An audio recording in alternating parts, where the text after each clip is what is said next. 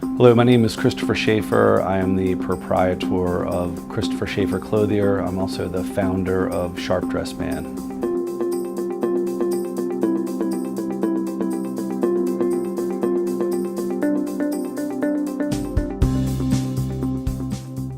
I think that music and fashion really, they go together very well, right? They always have.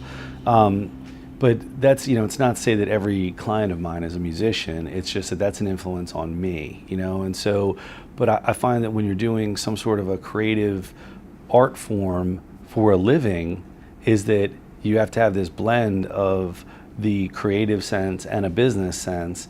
And I come from a place where I was the guy that was, that I was in the band, but I was also the band manager. I ran the rehearsal studio. I've always had an entrepreneurial side as well as a creative side. It just finally wasn't until I started my own business that I was really able to kind of take full control of everything. It was fall of 2007. My wife is a mechanical engineer for the Army Research Lab, and her work was giving us the opportunity to go and to go move to London. We were newly married and just thought this could be a great opportunity to try and go over there.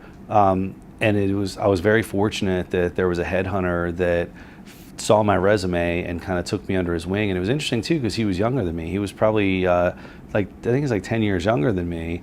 He's like, look, if you're willing to hustle and you're willing to learn, then this could be something for you. And at that point, I was so sick of like being the house husband that I was willing to pretty much do anything.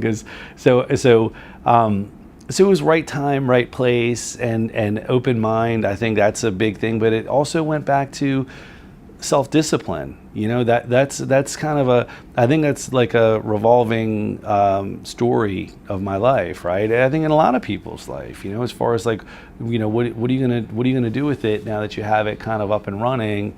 And I was in another country, and by being removed from Baltimore, being in a foreign city, being somewhere where I didn't know anyone, it made me really personally responsible to me. So I was going to own my success, or I was going to own my failure, and I didn't want to fail. So and plus it was very challenging to be in London and calling people about making suits for them with an American accent. So I realized I had to get really good, really fast if I was going to survive.